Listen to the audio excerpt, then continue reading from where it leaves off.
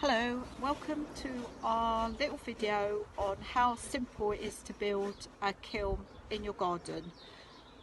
We've not been doing pottery for very long and we just wanted to see how easy or difficult it actually was to do it yourself. It hasn't cost us anything. The bricks came free from Facebook, the sawdust came from a builder's merchant up the road, so it hasn't got to cost you anything. We made some coil pots and some pitch pots, and we're firing them in the green, so there's been no biscuit firing, nothing fancy. They are literally hand built. They've taken a week to dry. We've stuffed a couple of them with some banana skins, some seaweed.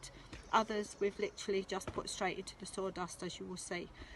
So here's our little video. Hope you enjoy it, and fingers crossed at the end of it we'll have some nice pots that I will show you, or we may have several different puzzles. We'll have to wait and see. Okay, see you in a bit. Bye. Right, this is the pots before we started. We've wrapped one up in banana skin, seaweed and salt just to see what happens to him. The rest are still green, a few bananas in there. A few top bits have already fallen off of mine, but I think that's a design flaw rather than an actual firing problem. Now this is our kiln as it stands at the moment. A couple of the pots will be going at the bottom, then there'll be a little shelf, and then the top one wrapped up will be going on top of that. This is the first time we've ever done anything like this. We've only been doing pottery for a couple of months. Saw this on the Great Pottery Throwdown and thought we could do that, so here we go. I'll come back to you in a second.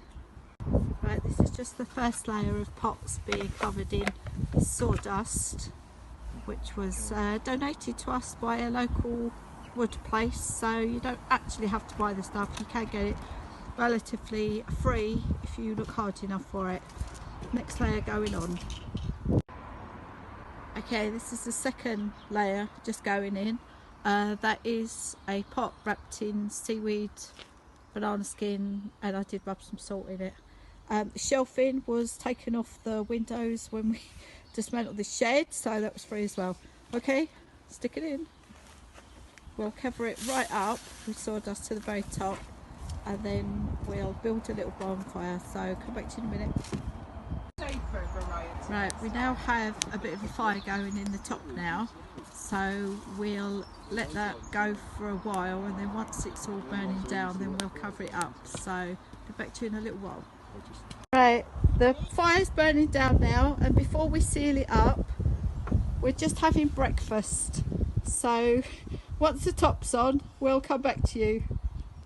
Right, this is the top on now, and this is all toasty until tomorrow morning about 8 o'clock, so I'll come back to you then. Bye.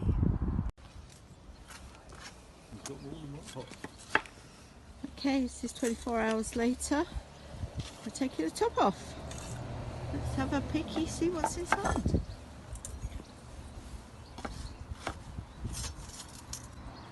Something that resembles pots, possibly.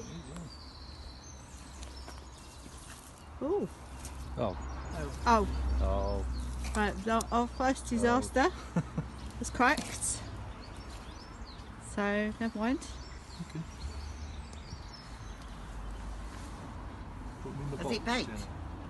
I don't know, is it? There's another 4 in the bottom. It does feel like it has. So, I'll come back to you when we've got them out.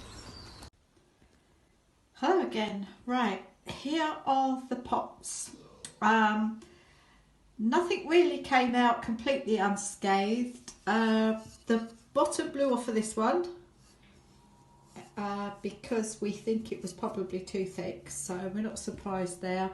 This one did really well, but one of the discs come off. We lost a little square there, so that again probably was just design error. Pitch pot over here, that did quite well, apart from it lost a little slice there, again probably where it might have been a bit thick.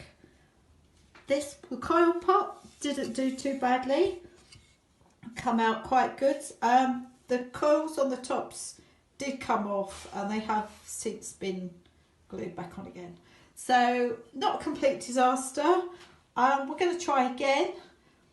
So we've learnt quite a bit from this first firing. You don't want nothing too thin, nothing too fat, nothing too complicated, nothing too precious.